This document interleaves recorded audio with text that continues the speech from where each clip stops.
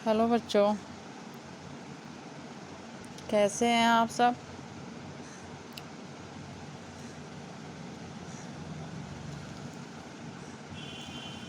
अगला चैप्टर है 5 चैप्टर शब्द रूप प्रकरण। ठीक है, इसको पढ़िए। संस्कृत भाषा में मूल शब्दों को पद बनाने के लिए इनके रूप चलाए जाते हैं। वाक्य में मूल शब्द का प्रयोग न करके उनके रूपों का प्रयोग किया जाता है। इस अध्ययन में अकारांत पुल्लिंग शब्दों, आकारांत स्त्रीलिंग शब्दों तथा अकारांत नपुंसकलिंग शब्दों के रूप दिए जा रहे हैं। इन्हें ध्यानपूर्वक देखिए तथा इन्हें कारक और कारक चिन्हों सहित याद कीजिए। ठीक है ना। जैसे शब्द रूप पढ़ना है इस चैप्टर में हम लोग को, तो एक शब्द होगा, ठीक है,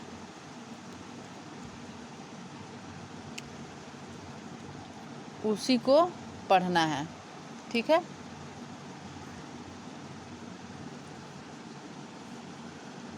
कारक तालिका। कारक ये हो गया आपका कारक 1 2 3 4 5 6 7 और लास्ट में क्या है, संबोधन, जिसको हम हे अरे करके बुलाते हैं, संबोधन। ठीक है,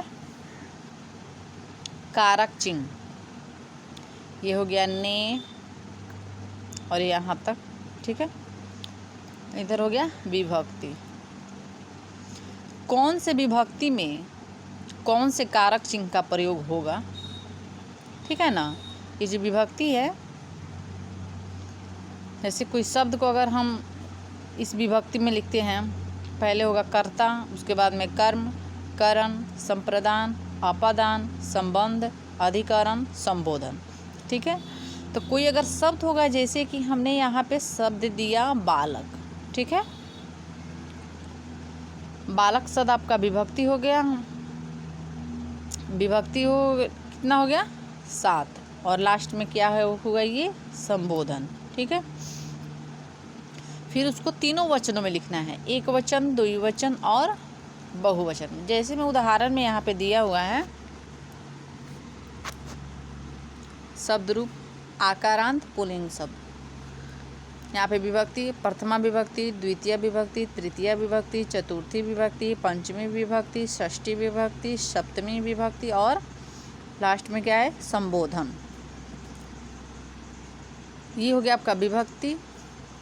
ये हो गया एक वचन, द्विवचन, बहुवचन, तीनों वचन में इसको लिखना। और ये हो गया बालक शब्द, यानी कि बालक शब्द को 7 विभक्ति और तीनों वचनों में लिखना है इस कारक चिन्ह के अनुसार। ठीक है, इस कारक चिन्ह को लेकर के लिखना है, इसका हिंदी लिखना है। तो बालक शब्द का प्रथमा विभक्ति और एक वचन में हो गया क्या, बालक, द्विवचन में हो गया बालकौ और बहुवचन में हो गया बालिका। जैसे प्रथमा विभक्ति हो गया और एक वचन, द्विवचन, बहुवचन, तो बालिका का हिंदी हो गया एक लड़के ने, 2 लड़कों ने, बहुत से लड़कों ने। तो यहाँ पे कौन सा कारक का प्रयोग हुआ, कर्ता कारक का। प्रथमा विभक्ति में कर्ता कारक होता है, द्वितीय विभक्ति में कर्म कारक होता है और तृतीया में करण होता है, चतुर्थी में संप्रदान होता है, पंचमी में आपादान होता है, षष्ठी में संबंध होता है, अधिकरण सप्तमी में।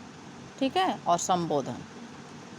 तो जैसे यहाँ पे दिया हुआ है, ये हो गया आपका प्रथम विभक्ति में इसका प्रयोग करेंगे ने का, द्वितीय विभक्ति में को का प्रयोग करेंगे कर्म कारक का, तृतीय विभक्ति करण यानी कि करण का प्रयोग करेंगे, इसका हिंदी से के द्वारा। ठीक है, चतुर्थी विभक्ति में संप्रदान का प्रयोग करेंगे, पंचमी विभक्ति में आपादान का प्रयोग करेंगे, षष्ठी में संबंध का प्रयोग करेंगे, सप्तमी में अधिकरण का प्रयोग करेंगे और संबोधन में हे अरे भो का प्रयोग करेंगे। ठीक है,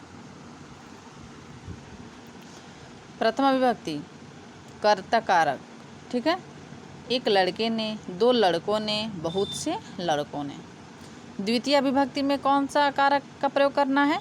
कर्म कारक का, यानी कि को, ठीक है। बालकम बालकौ बालकान, यानी कि एक लड़के को, दो लड़कों को, बहुत से लड़कों को, ठीक है। तृतीय विभक्ति में करण कारक का प्रयोग करेंगे से, के द्वारा, ठीक है। बालकेन बालकाभ्याम बालकई, ठीक है। एक लड़के से, दो लड़कों से, बहुत से लड़कों से। चतुर्थी विभक्ति में संप्रदान का प्रयोग करेंगे, यानी कि इसका हिंदी कारक चिन्ह हो गया के लिए। तो बालकाय बालकाभ्याम बालकेभ्य, यानी एक लड़के के लिए, दो लड़कों के लिए, बहुत से लड़कों के लिए। पंचमी में आपादान का प्रयोग करेंगे, यानी कि से। तो बालकात बालकाभ्याम बालकेभ्य, एक लड़के से, दो लड़कों से, बहुत से लड़कों से। षष्ठी में संबंध का प्रयोग करेंगे, ठीक है, यानी बालकस्य बालकयोः बालकानां, इसका हिंदी कारक चिन्ह हो गया का, के, की। तो एक लड़के का, दो लड़कों का, बहुत से लड़कों का। सप्तमी में अधिकरण का प्रयोग करेंगे, इसका कारक चिन्ह हो गया में और पर। तो बालके बालकयोः बालकेषु, एक लड़के में, दो लड़कों में, बहुत से लड़कों में। संबोधन में किसका कौन सा कारक चिन्ह है? हे, अरे, भो। तो हे बालक, हे बालकौ, हे बालका। अरे लड़के, अरे दो लड़के, अरे दो लड़कों, अरे बहुत से लड़कों, ठीक है। फिर से बता दे रही हूँ। प्रथमा विभक्ति में कर्ता का प्रयोग करेंगे, जिसका कारक चिन्ह ने होगा। द्वितीय में कर्म कारक का प्रयोग करेंगे, जिसका कारक चिन्ह को होगा। तृतीय में करण कारक का प्रयोग करेंगे, जिसका कारक चिन्ह से, के द्वारा। चतुर्थी में संप्रदान का प्रयोग करेंगे, जिसका कारक चिन्ह के लिए। पंचमी में आपादान का प्रयोग करेंगे, जिसका कारक चिन्ह होगा से। षष्ठी में संबंध का प्रयोग करेंगे, जिसका कारक चिन्ह का होगा। सप्तमी में अधिकरण का प्रयोग करेंगे, जिसका कारक चिन्ह में होगा। और संबोधन में कारक चिन्ह हे, अरे, भो, ठीक है। और इसको पढ़ना कैसे है? बालकः बालकौ बालकाः, बालकं बालकौ बालकान्, बालकेन बालकाभ्यां बालकैः, बालकाय बालकाभ्यां बालकेभ्यः, बालकात् बालकाभ्यां बालकेभ्यः, बालकस्य बालकयोः बालकानां, बालके बालकयोः बालकेषु। हे बालक, हे बालकौ, हे बालका, ठीक है। प्रथमा विभक्ति में एक लड़के ने, दो लड़कों ने, बहुत से लड़कों ने। द्वितीय विभक्ति में एक लड़के को, दो लड़कों को, बहुत से लड़कों को। तृतीय विभक्ति में एक लड़के से, दो लड़कों से, बहुत से लड़कों से।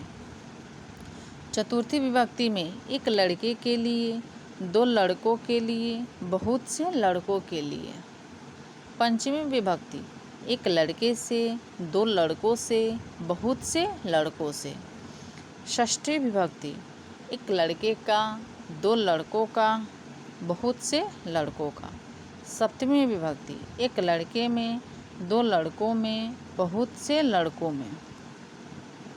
संबोधन अरे लड़के, अरे दो लड़कों, अरे बहुत से लड़कों, ठीक है।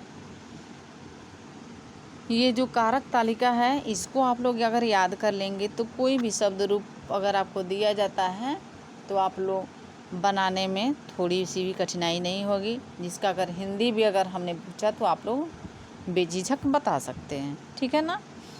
ये हो गया आपका कारक, ये हो गया कारक चिन्ह, और ये हो गया विभक्ति, यानी कि कौन से विभक्ति में कौन सा कारक का प्रयोग करना है, जिसका कारक चिन्ह क्या होगा, ठीक है। कर्ता ने कर्म को करण से, संप्रदान के लिए आपादान से, संबंध, का, के, की, अधिकरण, में, पर, संबोधन, हे, अरे, भो। ठीक है, अगला जो शब्द रूप है उसको फिर मैं अगली बार बताऊंगी। तब तक आप लोग ये जो है बालक का शब्द रूप इसको आप लोग याद कर लीजिएगा और इसका हिंदी भी याद कर लीजिएगा। ठीक है, थैंक यू।